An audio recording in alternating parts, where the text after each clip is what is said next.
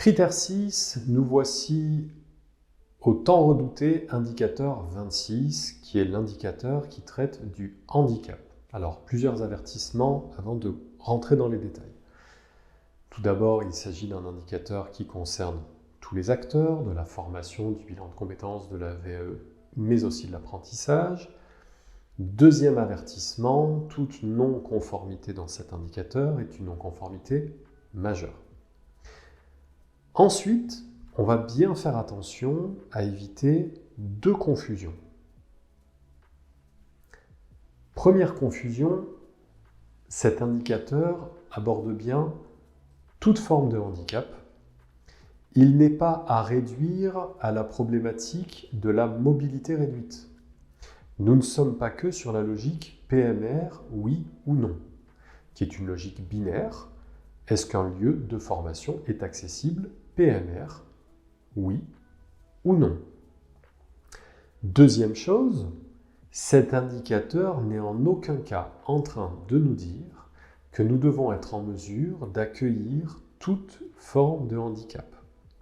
D'une part, certaines formations sont par leur nature inaccessibles à certains handicaps, mais il y a aussi des formations qui pourraient être accessibles à certains handicaps, mais dont nous ne serions pas en capacité matérielle, logistique ou de compétences pour accepter un public atteint de tel ou tel handicap. Il s'agit par contre d'être clair dans notre communication à être en capacité de accueillir, accompagner ou orienter. Et nous allons voir dans la manière dont est rédigé cet indicateur 26 qu'il nous donne cette porte de sortie qui ne doit pas être une astuce. Ce n'est pas parce que l'indicateur 26 nous dit qu'il y a une possibilité d'orienter que nous devons nous dire « bon, eh bien, toute forme de handicap, de toute façon, on va orienter ». On va donc regarder cet indicateur 26, mais il est bien important d'en comprendre la logique. Il n'est pas réduit à la logique de la mobilité réduite, et il n'est pas en train de nous dire que toute forme de handicap doit être possiblement acceptée. Vous pouvez être contraint par vos moyens humains, vos moyens matériels ou vos compétences. Alors, que nous dit l'indicateur 26 ? Le prestataire mobilise les expertises, outils et réseaux nécessaires pour accueillir, accompagner, former ou orienter les publics en situation de handicap. Alors, de quoi s'agit-il ? Comme d'habitude, on commence à être habitué maintenant, on a une phrase à virgule, on va regarder chaque terme et ce qu'il veut dire. Le prestataire mobilise les expertises. Vous allez donc identifier les expertises et les mobiliser. Une expertise autour des problématiques auditives, autour des problématiques visuelles, autour de la mobilité réduite. Bref, vous allez inventorer une série de handicaps, de familles de handicaps, et vous allez essayer d'identifier des expertises, soit internes, soit externes. Il peut y avoir également des outils. Est-ce que vous avez des logiciels qui permettent par exemple de sous-titrer en direct pour les personnes ayant une difficulté auditive? Est-ce que vous avez des appareils qui permettent ou la mise en place d'un programme qui permet de grossir les caractères, d'inverser les contrastes, le noir devient blanc, le blanc devient noir, qui peut être très utile pour les personnes ayant une difficulté visuelle, etc., etc. Donc, la première partie de la phrase nous parle de compétences à mobiliser. La deuxième partie de la phrase nous parle d'outils. La troisième partie de la phrase nous parle de réseau. Vous pouvez donc acter que malheureusement à l'interne, vous n'avez ni les compétences ni les outils, mais vous êtes en capacité de mobiliser un réseau. Une association, une fondation, une organisation qui œuvre dans la prise en compte de tel ou tel handicap.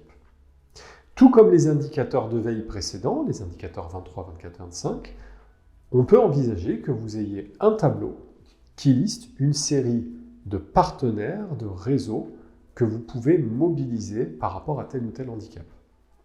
Attention à ne pas parachuter des noms et des coordonnées d'organismes que vous n'avez jamais contactés, dont vous n'avez jamais vérifié leur champ d'intervention et qui n'ont aucune idée de qui vous êtes. La bonne pratique est donc de réfléchir à identifier des acteurs dans votre réseau, à les contacter, à vous présenter, à expliquer ce que vous faites et à essayer d'anticiper en quoi vous pourriez avoir besoin d'eux pour savoir dans quelle mesure ils pourraient être en capacité de vous accompagner ou d'orienter vos publics vers des prestataires peut-être mieux outillés, mieux formés, mieux adaptés que vous au fait de les recevoir. Et c'est là tout l'intérêt de la deuxième partie de la phrase de l'indicateur 26 qui, après nous avoir dit le prestataire mobilise les expertises, outils ou réseaux, il nous dit pour soit accueillir les publics, les accompagner, les former ou les orienter.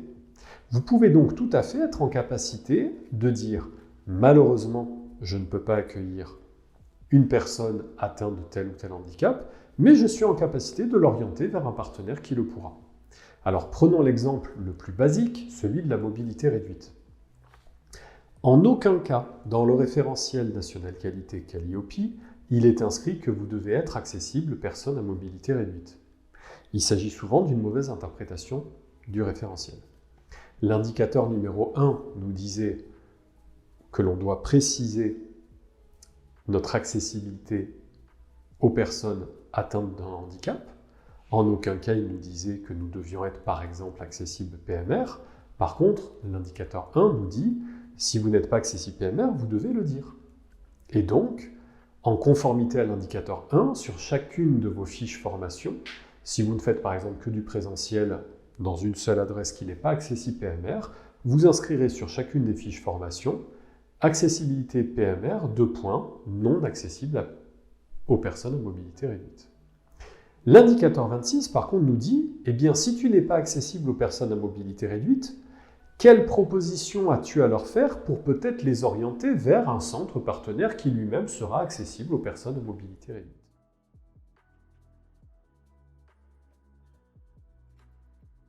L'indicateur 26 est donc un indicateur spécifique au handicap. Contrairement à l'indicateur 20 qui contraint les CFA à former un référent handicap, l'indicateur 26 ne pose pas cette obligation. Néanmoins, c'est une bonne pratique. Je vous conseille fortement de former quelqu'un dans votre organisme, voire même plusieurs personnes, au rôle de référent handicap. Le référent handicap ne sera qu'une seule personne officiellement, mais vous pouvez former plusieurs personnes de votre équipe pour sensibiliser à la bonne gestion, à la bonne appréhension des handicaps. J'insiste, ce n'est pas une obligation pour les centres de formation. Si vous êtes formateur indépendant, vous pouvez vous former vous-même. Si vous travaillez dans un centre de formation de taille plus importante, vous pouvez choisir de former un responsable pédagogique, une responsable qualité, les responsables administratifs, qui vous voulez. L'objectif de cet indicateur est d'être en mesure d'apporter des réponses satisfaisantes à tout stagiaire qui s'adresserait à vous et présenterait une situation de handicap. Les formations de référent handicap sont souvent des formations courtes, d'1 à 2 journées, souvent préfinancées, cofinancées, car c'est une priorité gouvernementale forte. N'hésitez donc pas à vous renseigner, notamment pour des formations spécifiques à ce fameux indicateur 26, qui vous permettront de rencontrer d'autres personnes de la formation et de partager les situations, les cas de figure, les réponses à apporter.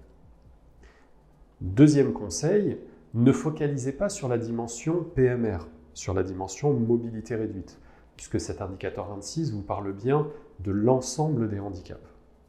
Et enfin, lisez bien la phrase et ne la surinterprétez pas. En aucun cas, l'indicateur 26 vous demande d'être en situation d'accueillir tout stagiaire pour toute formation étant éventuellement atteint de toute forme de handicap. Ce n'est ni possible ni réaliste. On vous demande par contre d'être en capacité de répondre à quelle que soit la demande autre chose que « non, désolé, nous ne pouvons pas vous accueillir ». Il faudra être en capacité de leur apporter une réponse, notamment la réponse de la possibilité de les orienter vers un autre prestataire, un autre centre de formation ou qui que ce soit qui pourra aider le demandeur à bénéficier de son projet formation.